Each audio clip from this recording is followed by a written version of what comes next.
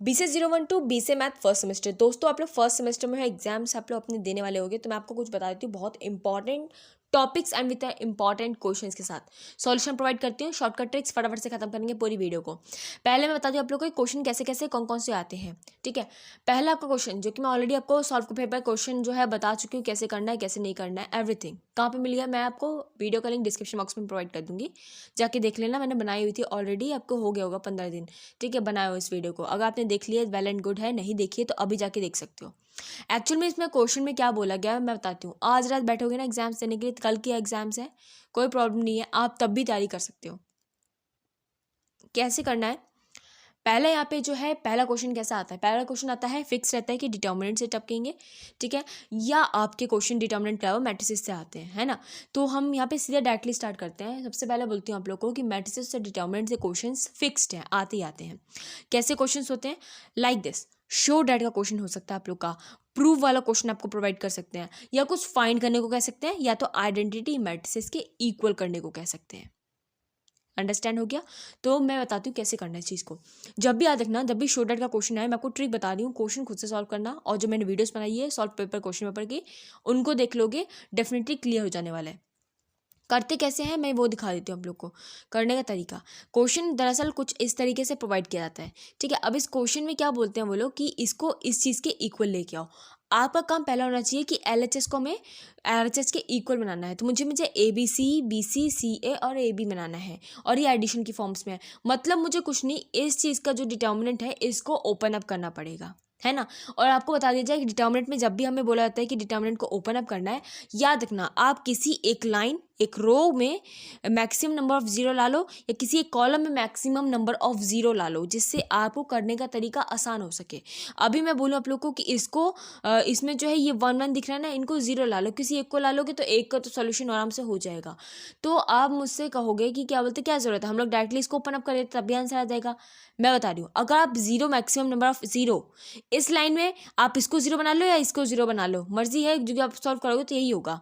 ठीक है, या तो आप इस यहाँ कॉलम की तरफ चल लो, तो कॉलम में से इसको या तो इसको जीरो बना लो, ये आपकी मर्जी पे डिपेंड करता है। उसके बाद उसे ओपन अप करना। लेकिन एक चीज़ का ध्यान रखें, जब भी ऐसा होता है कि आप कॉलम के थ्रू अगर सॉल्यूशन करते हो, लिख देना वहाँ पे कि ठीक है आप सॉल्यूशन कर रहे हो, आपका जो ये वो स्टार्टअप हो रहा है, मतलब जब स्टार्ट करोगे क्वेश्चन को सॉल्व करना, तो डिटर्मिनेंट जब आप ओपन अप करोगे तो बता देना वहाँ पे कि आप रो की फॉर्म में ओपन अप कर रहे हो या कॉलम की फॉर्म में ओपन अप कर रहे हो। और जिसमें आपने अगर एक बार कर लिया, जैसे आपने कॉलम के थ्रू माइनस करना शुरू कर दिया, कॉलम से सॉल्यूशन करना आपने शुरू कर दिया, जैसे आपने लिखा कि C1 goes to C1 minus C2, इस तरीके से लिखा C1 goes to C1 minus C2, इस तरीके से लिखा, तो ये A1 प्लस A और ये वाला 1, ठीक है, माइनस का 1, इस तरीके से आ जाएगा, तो यहाँ पे वैल्यू A आ जाएगी। ऐसे सॉल्यूशन होगा, ऐसे ऐसे ऐसे माइनस होंगे। ठीक है, तो ये C1 ये इस तरीके से चलेगा आपका सारा सॉल्यूशन। क्वेश्चन करोगे समझ में आएगा। ठीक है, और अगर आप R से करते हो, मतलब रो वाइज चलते हो, तो रो के आपको सब में जगह रो का ही इस्तेमाल करना है। और हाँ, एक और सबसे ज़्यादा इंपॉर्टेंट बात कि ये आपका आंसर किस चीज़ के नंबर मिलते हैं, हमें यहाँ पे नंबर मिलते हैं। देखो बच्चे, आप बोलोगे कि मुझे शो डॉट का दिया गया तो मैं कितने में भी कर सकता हूँ। आप एक बार डेरिवेशन करोगे उस चीज़ का सॉल्यूशन, 2 बार करोगे, 3 बार करोगे, मान लो कोई बच्चा जो है वो 10 बार करता है, 10 बार जाके उसका ये आंसर निकल के आता है। ऐसा नहीं करना। जितना मिनिमम नंबर ऑफ आपके जो है यहाँ पे स्टेप्स होंगे, मिनिमम नंबर ऑफ स्टेप्स में आपने इसका आंसर ले के आ दिया, वही सबसे अच्छा आंसर होगा, उसी के मार्क्स आपको मिलेंगे। आप ज़्यादा इस्तेमाल करोगे, ज़्यादा ये एलिमिनेशन का काम करोगे, ज़्यादा स्टेप्स यहाँ पे फॉलो कर लेते हो, तो आपके मार्क्स कटते हैं इस चीज़ के भी, याद रखें इस चीज़ को। ठीक है, आप एक बात बताओ, आप अपने आपकी कंपनी है, आप अपनी कंपनी में कौन से बंदे को रखोगे जो वही काम जो है एक बंदा आपको कहता है कि मैं 4 दिन में करके दूंगा, और वही दूसरा बंदा कहता है कि मैं तुम्हें 6 दिन में दूंगा। ठीक है, आपको पता है काम कितना है, आपको जानते हो, सब कुछ करते हो, लेकिन आप किसको लोगे, आप 4 दिन वाले को लोगे, क्योंकि आपको पता है 2 दिन मेरे उससे बच जाएंगे, और मेरी उतने दिन की जो मैं उसको पैसे दूंगा वो भी बच जाएगा। ठीक है, तो यही चीज़ यहाँ बताई गई है। तो आपको मिनिमम नंबर ऑफ स्टेप्स का फॉलोअप करना है। ओके, आगे तो चलते हैं। सबसे ज़्यादा आसान क्वेश्चन अगला आता है आप लोग के पास मैथमेटिकल इंडक्शन से। मैथमेटिकल इंडक्शन के लिए मैं आपको एक सजेशन प्रोवाइड करना चाहूँगी। यहाँ पे मैंने मैथमेटिकल इंडक्शन की काफ़ी सारी वीडियोस बनाई है, आप उसका प्लेलिस्ट भी चेकआउट कर सकते हो। मैथमेटिकल इंडक्शन का अलग से है, BC012 मैथमेटिकल इंडक्शन। और नहीं तो कोई बात नहीं, आप जाएँ कहाँ पे, मेरी जो सॉल्व पेपर वाली वीडियोस है ना, आप उन पर जाओ, उनमें MI की वीडियोस मिलेंगी। MI की वीडियोस में केवल एक चीज़ है जो लिखी गई है कि स्टेप्स होते हैं। स्टेप नंबर 1 में हम लोग क्या करते हैं कि यहाँ पे n is equal to 1 step number 1 में होता है, ठीक है।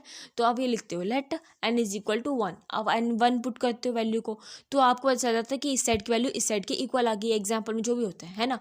फिर स्टेप नंबर 2 में क्या आता है, ठीक है, लेट अस अज्यूम डैट, आप सेकंड पॉइंट में क्या लिखते हो, let us assume that n is equal to k is true. आप मान लेते हो, अज्यूम कर लेते हो कि k ट्रू है, तो जहाँ जहाँ n होता है वहाँ पे वैल्यू आप k रख के ये स्टेटमेंट बना लेते हो 1 करके, ठीक है, स्टेटमेंट को। उसके बाद क्या होता है, the third number of steps में सबसे ज़्यादा इंपॉर्टेंट रहता है जो कहते हैं कि कहते हैं we have to show that the n is equal to k+1। हमें ये प्रूफ करना होता है, हमें मान के चलते हैं। स्टेप नंबर 3 में हम कहते हैं कि हम n is equal to k+1 को हम जो है वो लेके आएंगे, ठीक है, शो करेंगे is equal to true, k+1 भी ट्रू है। और किसकी हेल्प से, n is equal to k, second number point जो हमने एज्यूम किया था ना, उसकी हेल्प से हम करते हैं, ठीक है। लास्ट की स्टेटमेंट सेम रहती है, दिस शोज टू डैट, जो भी है आपका वो याद कर लेना, 4 लाइनें हैं, ठीक है, और वही आपको लिखनी पड़ती है हर एक क्वेश्चन के लिए, ठीक है। यहाँ पे आपके अलग अलग टाइप के क्वेश्चन आते हैं, कोई प्लस का आएगा, कोई माइनस का आएगा, कोई डिवाइड का आएगा, कोई नॉर्मल से क्वेश्चन आएगा। हर तरीके के क्वेश्चन मैंने कराया हुआ है, आप जाके देखना, आपको अंडरस्टैंड हो जाएगा। जिस क्वेश्चन में जिसमें दिक्कत आया आपको कमेंट बॉक्स में से कमेंट कर लेना, मैं आपको आंसर्स प्रोवाइड अप कर दूंगी या तो आपकी हेल्प कर दूंगी कैसे करना होता है क्वेश्चन को। आप बिल्कुल बेझिझक रहें इस चीज़ के लिए, ठीक है। या इंस्टाग्राम का लिंक आपको डिस्क्रिप्शन बॉक्स में मिलेगा, जाके इंस्टाग्राम पर मुझे फॉलो करो, वहाँ डाउट को कंडक्ट कर सकते हो।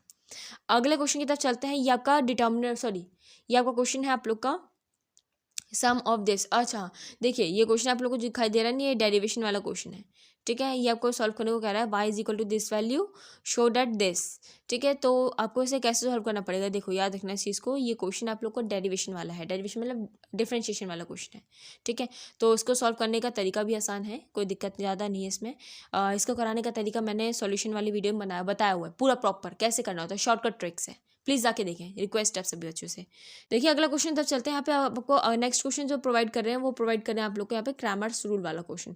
देखो याद रखना, क्रैमर्स रूल का क्वेश्चन फिक्सअप है, फिक्स्ड है, ठीक है। क्रैमर्स रूल के क्वेश्चन में आप लोग को यहाँ पे सिर्फ ये करना पड़ता है, बताना पड़ता है कि ये कौन सा वाला जो है आपका क्रैमर्स रूल में क्या आ रहा है, मतलब आपका ये आइडेंटिटी ऑफ 3 बन रहा है, आइडेंटिटी ऑफ 2 बन रहा है, ठीक है। आपको बताना पड़ता है, रैंक बतानी पड़ती है, मेनली बताऊँ रैंक आपको बतानी पड़ती है, रैंक क्या होती है। रैंक को बताने का तरीका, क्वेश्चन को सॉल्व करने का तरीका मैंने बताया हुआ है। क्रैमर्स रूल वाला क्वेश्चन बहुत आसान है, आप देख के सीखो, अंडरस्टैंड होगा। केवल इसमें क्या करना पड़ता है, इसमें पहले हमें बनाना पड़ता है, मेनली ड्रॉ करना पड़ता है। तो आप कुछ नहीं, ये तीनों लिखी गई ना स्टेटमेंट, जो आपकी तीनों लाइन लिखी गई हैं, इनको एक साथ लिखो। आपको कुछ नहीं करना, एक डिटर्मिनेंट का फॉर्म बनाना है, क्रैमर्स रूल है ना, तो बनाओगे। एक्स में एक्स का वो क्या है आपका, क्या कहते हैं, एक्स का कोफिशिएंट क्या है, 1 है, ठीक है। पहले लो में आपका 1 हो गया, वाई का क्या हो गया आपका 1 है, और इसका 1 है, ठीक है। और इज इक्वल टू जो 5 लिखा गया ना यहाँ पे दिखाई दे रहा है, ये इज इक्वल टू 5 अगले वाले का आएगा, इस साइड पे ऐसे लिख देंगे, ठीक है, यहाँ पे। अब नेक्स्ट का क्या है आपका, y प्लस जेड दे रखा है, मतलब x की कोई वैल्यू नहीं है तो यहाँ पे 0, ठीक है। और y की जगह पे क्या है 1, और z की जगह पे क्या है 1, और इज इक्वल टू 2 देखा है तो यहाँ पे आ जाएगा इज इक्वल टू के बाद, ओके।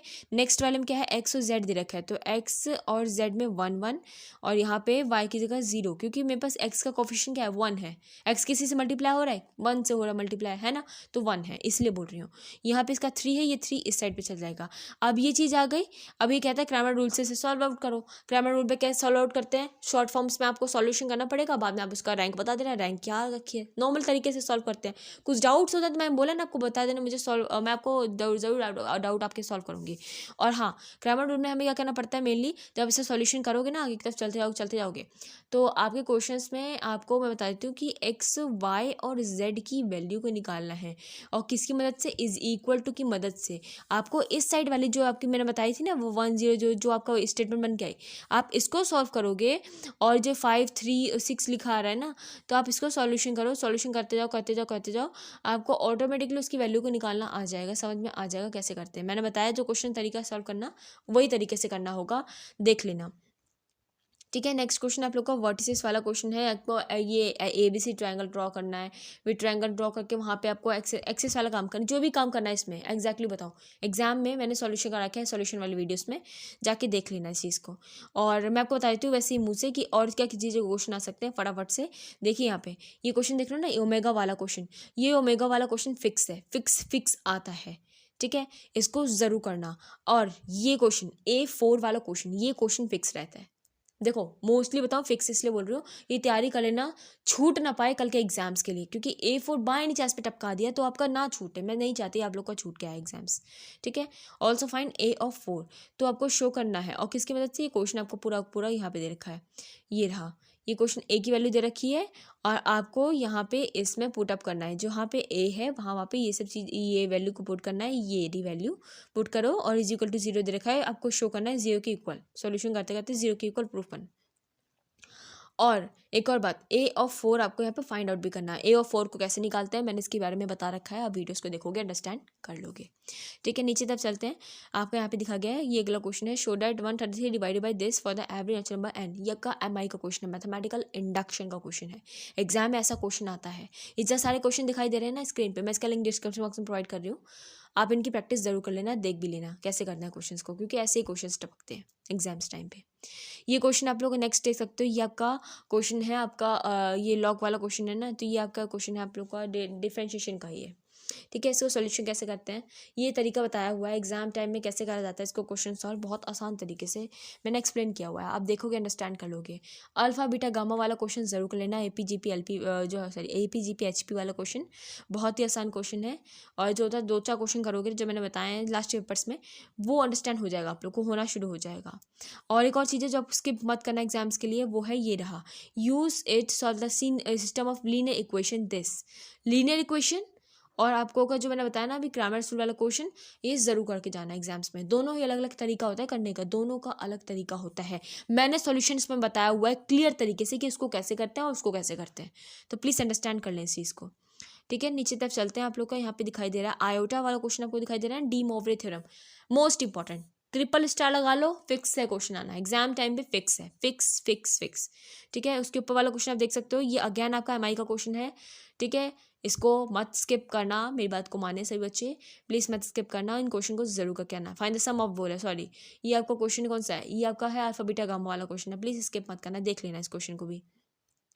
ठीक है, मैंने कराया हुआ है, ये सभी क्वेश्चंस मैंने कराए हुए हैं। और हाँ, स्किप क्या कर सकते हो आप लोग, क्वेश्चन चैप्टर में आपको बता दूँ एंड मूवमेंट है, आप एप्लीकेशन ऑफ डिफरेंशिएशन स्किप कर दो, एप्लीकेशन ऑफ डिफरेंशिएशन और आप लोग एप्लीकेशन ऑफ इंटीग्रेशन, इनको स्किप आउट कर सकते हो। Local maximum local minima block number 4 का आपका ये जो चैप्टर्स हैं आपके, ठीक है, तो इनको आप स्किप आउट कर सकते हो। एग्जाम का एंड मूवमेंट है, अभी स्किप कर दो इस चीज़ को। जो मेन क्वेश्चन हैं जो मैंने लास्ट पेपर्स में सॉल्व कराए हैं, उनको क्वेश्चन को कर लो प्रैक्टिस अब। ठीक है, और 2-4 क्वेश्चन अपने अच्छे खुद से भी सॉल्व कर लेना, बिना बंद करके कॉपीज को भी सॉल्व कर लेना, कल के एग्जाम्स में आप बिल्कुल अच्छा करके आओगे, डेफिनेटली है। ठीक है, ये देख सकते हो लास्ट क्वेश्चन सबसे ज़्यादा इंपॉर्टेंट है। LPP का बहुत टाइम से क्वेश्चन नहीं आया है, मेरी से रिक्वेस्ट है, आप लोगों सभी लोगों से मैं रिक्वेस्ट करती हूँ कि LPP की मेरी प्लेलिस्ट अलग से बनी हुई है, B से 012 करके।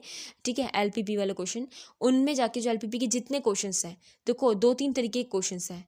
ठीक है, उनको कराने का शॉर्ट फॉर्म फ्री के 10 नंबर का तरीका मैं आपको वहाँ पे बताया हुआ है। आप आराम से पाना चाहते हो तो जाके वीडियोस को ज़रूर देख लेना।